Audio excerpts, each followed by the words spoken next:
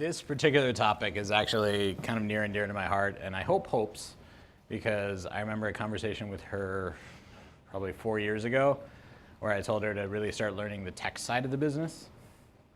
So you guys have probably had, what, 90% content-focused presentations, give or take? Yes, no? You guys are tired, huh? All right, I'm gonna assume 90% plus, and I'll pretend I'm special. You'll still get some content here. Hopefully there'll be some fun stuff. I don't think we have any kittens. We have a puppy, so that's good. But basically, I want to talk to you about going beyond the newsfeed. So we talk a lot about content, and content is absolutely king when it comes to social. That's what people pay attention to. That's what gets you shared. That's what gets you eyeballs. That's what gets you all the goodwill we're looking for. And apparently, that's what gets your shoe untied. So this is what we typically see, right? So I grabbed two of the folks that I think are doing it pretty well.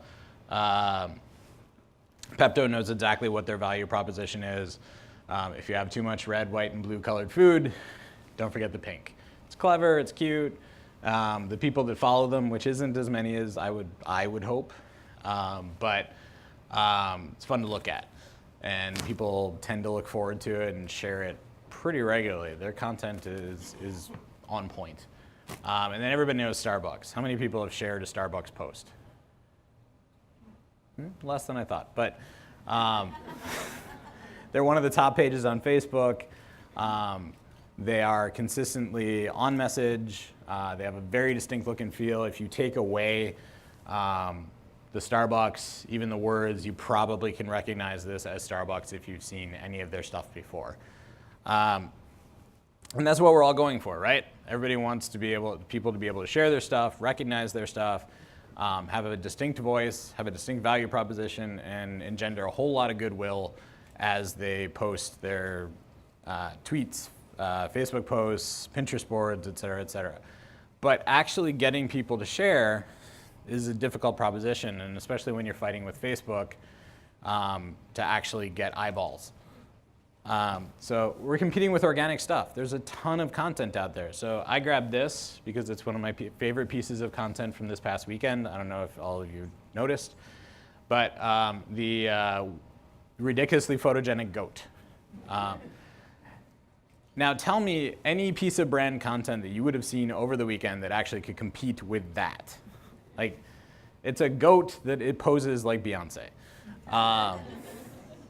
Reddit went nuts. This thing was passed around something on the order of 16 million times in 2 days.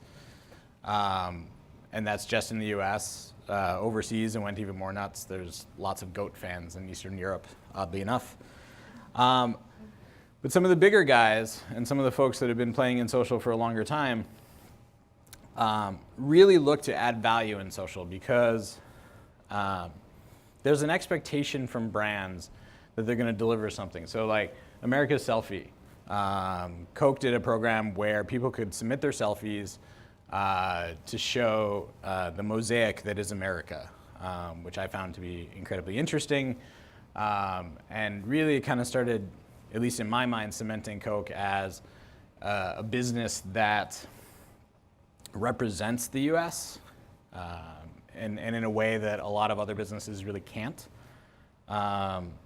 And then you look at Capital One, love them or not. I was part of a program called Rally Cry, which actually aggregated every tweet from the 2012 Final Four and actually ranked each team in order of conversation. So the more you cheer, the higher your team goes in the rankings, which is enough for most sports fans. But then whichever team was in the front, whichever team was in the lead, their fans could actually win prizes. And we did that through a company called Mass Relevance that has access to the Twitter fire hose. Does everybody know what the Twitter fire hose is? You guys aren't giving me much here. So Twitter Firehose is the full feed from Twitter. Twitter doesn't give that to many people. Everybody here should know just how difficult it is to get a full look at what Twitter is giving you at any time.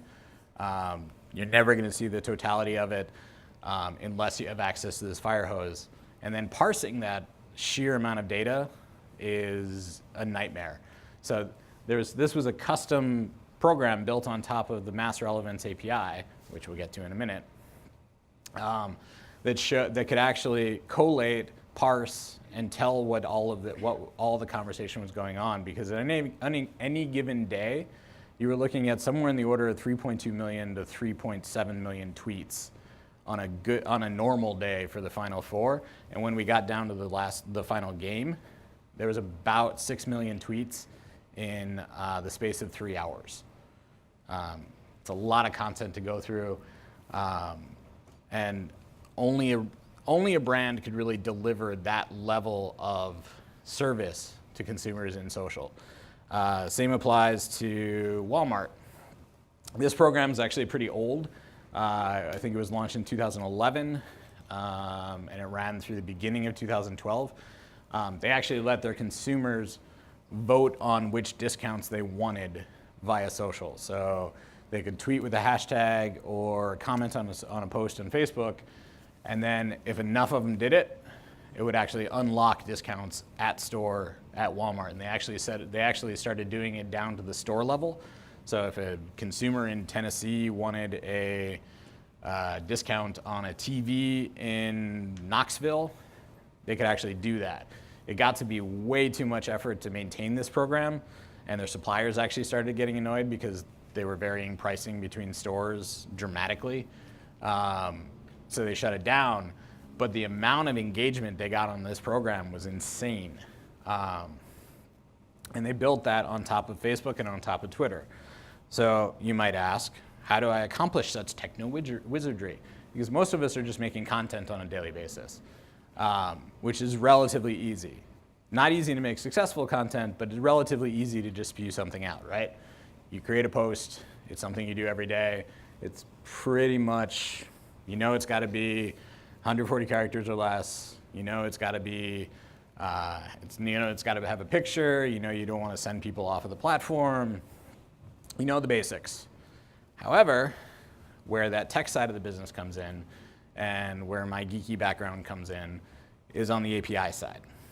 How many people know what an API is? That's awesome. Makes me so happy. Warms the cockles of my heart. So this is what the Facebook API looks like, at least in basic. So this is just a page from their help site about their API. To give you some tips and tricks on how to do stuff on Facebook. But according to Wikipedia, an API is an application programming interface. It's a set of routines, protocols, and tools for building software applications. It expresses a software component in terms of its operations, inputs, outputs, and underlying types, which means absolutely nothing to the general public. Bottom line, Twitter, Facebook, Pinterest, Instagram to a lesser extent, all of the major social platforms are providing an API for people to build stuff off of them. And most actually provide rules for how you can use those APIs. So in summary, an API is how we build cool things on the platforms consumers care about. We can take those APIs and actually use the brand's power for good to make an experience for a consumer that's more than what they get on a daily basis on the platforms. Because those platforms, in order for a brand to break through, you have to be doing more than that organic posting, more than you get when you're looking at the world's most ridiculously photogenic goat. Because sometimes you'll have breakthrough hits like Dear Friskies, right? Other times you will have clunkers like some of the other Dear Friskies content that had 3,000 views. Because I run media for a brand. If I had a video that we spent that much money on and we got 3,000 views, my president would have a fit. He'd be like, you just spent $75,000 to place this video on a site and we have 3,300 people buying it. We sell 20 million cases a year. 3,300 people is not enough. To give you an example of how you stack the deck, I brought you an example of what we're doing right now for holiday. So we are in the process of launching a program called 12 And the plan is coming together slowly but surely. So this is what it looks like. So it's the 12th regiftorama. And you're all going to hate me when I tell you exactly how this works, because it's actually pretty simple. So basically, we've set up this site. And people go into store and see a piece of POS that says, take a 12 get an instant gift. So you hashtag it 12 you take a picture of yourself, ideally with a picture of Mike's or partying for the holidays or what have you. You upload it to your social presence, and then, or specifically our brand page, or Twitter. Then you go to this site and you say, I uploaded a 12 Then you tell it which site you actually posted it on, Twitter or Facebook. You give it permission to scrape your feed or your timeline. And then you get to open a present. So it works just like that. You open a present and you go anything from the prize hot tub. So there is big stuff.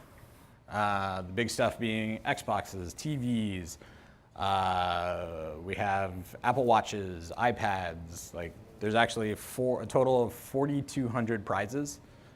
But that doesn't include the digital content that most people are going to get. So that's where the content comes in. We made a huge amount of content for this program, about 35 pieces, which are the finishing touches are being put on as we speak. So most people are going to get a piece of digital content. And whether you like it or not, you don't feel like you won a sweeps when you win a piece of digital content, right? Come on, nobody's thrilled when I get when I get a GIF. I want an Xbox. So that's where the API comes in. We scrape that photo on the back end, but on this end we say, all right, you didn't necessarily want that present, so you can re-gift it. So you take that piece of content, you post it back to the brand page, and tag your friend and say, hey, Jane Espenson, Mike's just gave me this. I thought you'd love it. Here's the piece of digital content. And then you get to go back to the well and open another present. So you can see we create this big viral loop that you can't actually create without incentives and without brand resources. So you give that piece of digital content to your friend. The friend then says, well, it's cute, but I'd rather win a prize. So they go back to the site, then re-gift that piece of digital content to somebody else, and then they open a present. And you just keep going and going and going in an ideal world. We'll see if it actually works. That's the joy of previewing, right? We can talk about how it should work, and we'll find out later if it actually does. So let me give you an example of the pieces of digital content that we're actually doing. So it ranges from stills, which I didn't bring, because who wants to see stills, to animated GIFs, which we're particularly proud of, to some videos, some of which have puppies. So I won't talk too much more, because you guys have been here for like 8 hours, and we'll get to the videos. So these are the GIFs, or two of the GIFs, I should say. There's a whole lot more. And they're pretty simple. Just a pour on mics. They kind of act as a holiday card. They play up the playfulness and refreshing nature of Mike's Hard Lemonade. At least that's where we're going with it. When's the last time everybody had a Mike's? Summer? You guys are making me sad. Pick up a variety pack, make my day. Then we have things like this.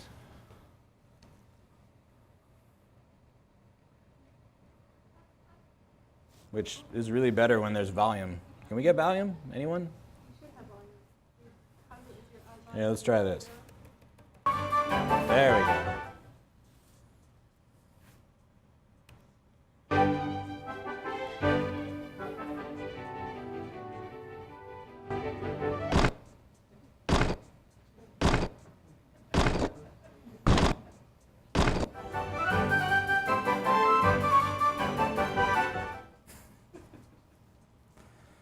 or this, courtesy of our community manager,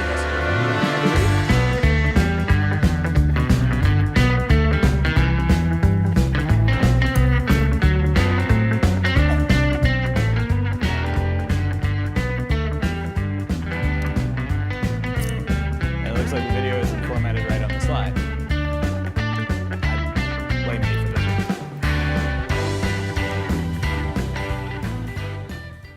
That's odd. All right, moving on. Oh, come on. I gotta give you this one better.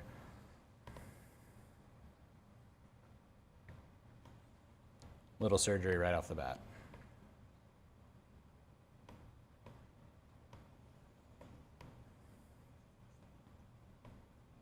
Always this way. You're the digital guy, and then you have technical difficulties. There we go.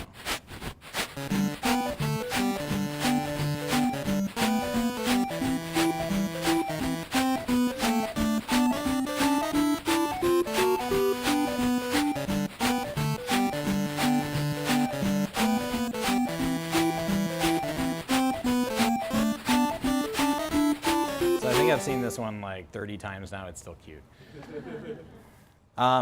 So basically, you can see that you can take what Facebook or Twitter, whoever allows you to do on their platform and actually build something on it. And I think a lot of people forget the fact that they are platforms. Everybody here has heard of WhatsApp, right? So the reason WhatsApp has the ridiculous valuation that it does is because it's a platform, because they allow people to build stuff on top of it. So they have e-commerce happening on it. They have weird Snapchat-looking things that happen on it. They have dating apps that happen on it. And Facebook, even though the content is always the king on Facebook, but with Facebook stacking the deck against brands, and with the sheer amount of content that runs through anybody's feed on Twitter, you have to stack the deck in your own favor by doing something that A, stands out, B, nobody else can do as a result of, no consumer can do on their own, and C, you got to give them a reason to share it, and more than just banking on your content being better than everybody else's, because hitting it out of the park with content, as anyone who's ever been a community manager or content strategist can tell you, is painfully hard. If anybody in this room has had a Dear Friskies style hit, I would love to know about it.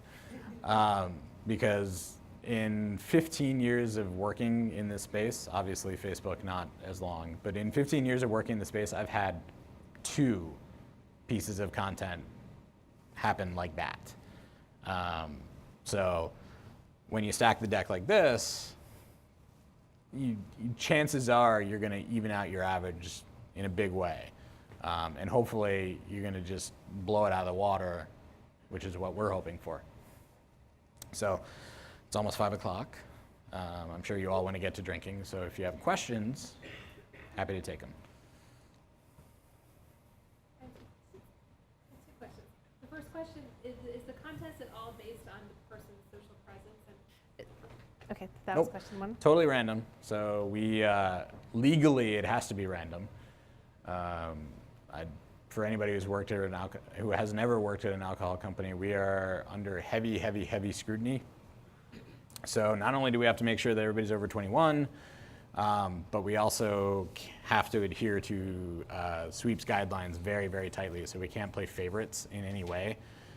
Because not only do we have a trade organization looking at us, as well as state attorneys general, but we also have our competitors who like to call each other out. Like we actually had, or not we, but there's a vineyard in California who made the mistake of tweeting about an event at a retailer.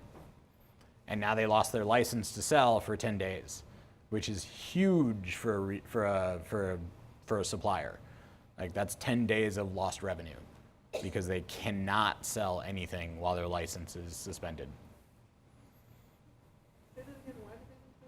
Because So in the weird backwards world called the US, you have a 3-tiered system for alcohol sales. Suppliers, distributors, retailers. Suppliers can't show any preference to retailers. So we actually can't tweet about any of our retailers. So we can't talk about something that's happening at Walmart. And if we get caught in violation of that, we can get fined, we can lose our license to distribute in that state, and we can actually lose our federal license, which is like game over, we shut the doors.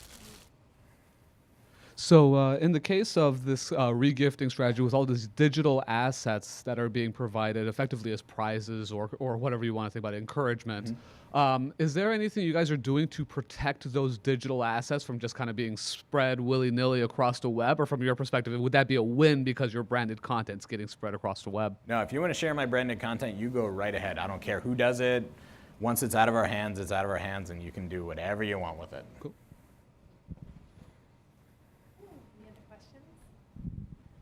Okay, so I have one more burning question. So what is, what are the 2 videos that you had that went viral, or 2 pieces of content that went viral in your 15 years? Let's see. One was for Grey Goose for the launch of Cherry Noir. It was with a DJ named A-Track, who I thought was monumentally douchey, but I am not the target audience. And then there was one of the rally cry videos for Capital One that featured Charles Barkley, Alec Baldwin, and I think one of the college coaches. Again, not the target market, but it was quality content for what Capital One was trying to do. And then we had some stuff at Craftsman way back when that did really well in terms of like for Craftsman and Sears, but they can take, Sears needs any win they can get. Cool. Okay. Well, thanks. Let's give a big round of applause to Richard and all of the speakers today.